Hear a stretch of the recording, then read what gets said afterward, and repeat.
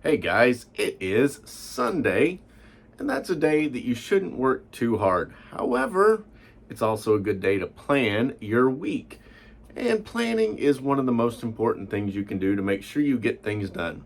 Sure, we can talk about putting it in our minds, and we'll never forget. How many times do you say that? Put something in your mind, I'm going to do this, and then you totally forget about it 20 minutes later. Write it down. Never ever just trust your mind. Yes, our brains are incredibly amazing memory machines. They can remember stuff that is insane. And you're sitting there like, why do I even remember this? I did it, but why do I remember it? It was dumb. You remember that, but something that you want to do, you didn't write down. 20 minutes later, you can't recall it. Maybe in 20 years you'll remember it, but 20 minutes later, no, you've forgotten about it, so you never get it done. So what you need to do is sit down, take a planner, and actually write it out. I know you can do this on your phone, and a lot of people do these electronic things, but the truth is, there's nothing better than actually taking pen in hand and writing it out on paper. Yeah, it's old school, but guess what? It works a whole lot better. Your mind will remember it much better if you actually physically write it down. Just typing it in a computer or typing it there, you just forget about it. It doesn't stick. You write it down. It's just like how you remember people's names. They introduce themselves and you repeat their name back. You've said it, your mind will remember it a whole lot better than if you just ignore it. And then later on, you're like, hey, how's it going? And you don't have a freaking clue who you're talking to. You might remember the face, but you've got no idea who it is. And they're talking to you like an old friend and you're lost. That's just the way our minds work. So it's best to write things down. Now, over the years, I have written things out on lists, papers, used little pocket calendars and things. None of those all worked super great. They were, most of the time, it just wasn't enough space. So I took quite a bit of time actually, and I created an annual calendar, which is just one sheet page that's got the whole year on it. It's got the important holidays on it. That's really all that's there. And you can put important launch dates. That way you can see what your whole calendar, your whole year is going to look like. Then I went on and created a monthly calendar, which a little bit bigger squares, so you can write in some more important dates. It's not quite as important as, looking at your whole schedule. This is what's important for this month. Then I went down and I broke it down to weekly, so you can map out your entire week and you can see what's important, what has to be done on each day for the week. And that's even bigger space. Note, as you're getting closer to the time, the shorter the time limit, the space to fill out gets bigger. Not because you can do more, but because it's more relevant. You write stuff way out on the yearly calendar, and that's just putting it out tentative. Those dates can change easily depending on what's going on. You can shuffle things around. Oh, well, we can't launch this thing over here today. We had it scheduled in December, but hey, we got it done. Let's push that launch up here and let's do it in October. Easy to shuffle. Once you're starting to get down to the weekly though, your schedule is much more set. These are things that need to be done on a timely basis this week. Of course, there can always be shuffling just in case something happens at any time, period. But these are things that are more concrete. We need to do this on Thursday. We got this on Tuesday. We've got an appointment on Friday. You've got all of that written out right there in your week. Then I broke it down once more level down to the daily.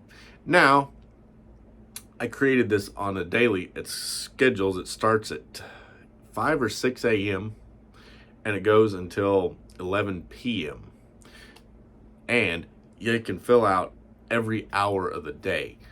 And of course, I shuffle things around, but as I started filling it out and giving myself, instead of just saying, this is what I'm going to do, writing a to-do list, I put it in, I've got this time from 10 to 12, I'm going to do this.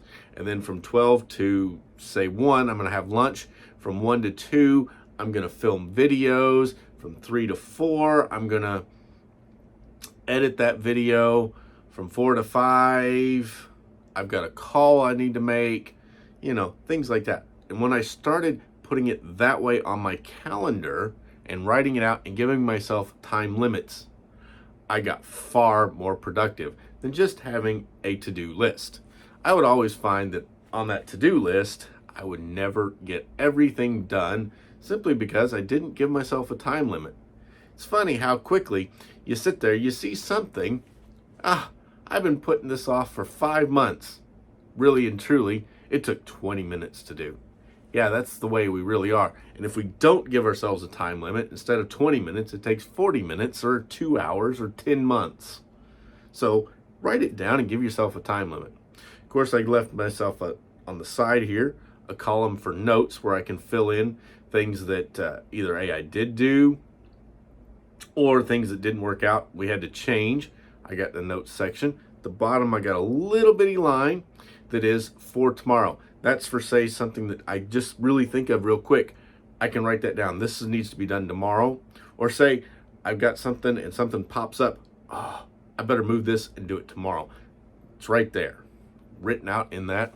And then up in the upper corner, I've got a 4 or 5 lines. It's no more than 5 lines to-do list. And instead of calling it a to-do list, I called it the priorities list. These are the 4 or 5 things that I need to do today. And I write those up there. And there's a little checkbox beside it. So as I'm done, check them off, check them off, check them off, check them off. Now, of course, if you'll notice, these 5 priorities get moved into my time slots in the hours of the day. That way we make sure all of these are getting done and we given ourselves a specific time length to do it. Building out this planner took a couple of days, and then I've been tweaking it for a couple of months, just, moving things around, making sure we got all the right stuff. But once I got this done and started actually using it, I started getting more productive every day. And I also noticed one other thing. I didn't have to work as much to get the same amount of stuff done, because I gave myself, instead of no time limit, I've got 1 hour to do this task. I'd sit there and I could get it done in an hour, maybe even faster. But before, wasn't happening. So once I got this all set up, and then I print the sheets out, put them in a loose leaf notebook, a 3-ring binder, punch them and put it in there, and then I start filling out. And then there's one other huge benefit to this. At the end of the week, I can look back and see the notes that I've scribbled in, and I can see where time got wasted, where I got off track, and why I didn't get the goals that I was looking for to be done today or this week. I can see why I didn't get them done.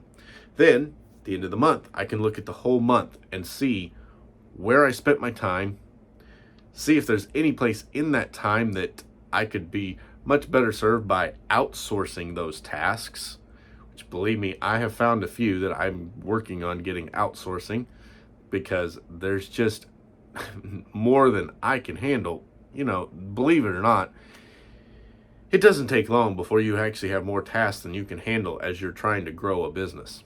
So I can figure that out in my time study, and I can adjust and evaluate. I can see where we didn't hit targets.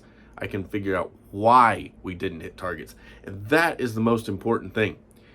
I can guarantee you, as you're growing a business, there's going to be months where you're going to exceed every target you hit. And then there's going to be other months you're not going to come close to your targets. But if you don't write down what you're doing, if you don't document what you're doing, you'll have no idea as to why you didn't hit your targets. You also won't know why you exceeded them. See, you can also look back while you're winning. You can look at that and say, ooh, this test, this is why we hit that benchmark faster than we thought we would. We did this. You can actually figure it out. But if you don't document, you'll never get there. So, guys, I've got this thing. I made it. I spent a lot of time working on it, and I'm going to give it to you guys free. All you got to do is sign up with the link down below, and it'll be emailed straight to you. It's all in PDFs. All you got to do is print it out and put it in a 3-ring binder, fill it out, and I promise you, your life will be much more organized, and you'll get far, far more productive just like that. Sign up, grab it with the link down below, and I'll be back tomorrow with some content about getting ready for the Indiana State Fair. So smash the like button, grab that report, and subscribe to my channel. I'll see you later. Bye, guys.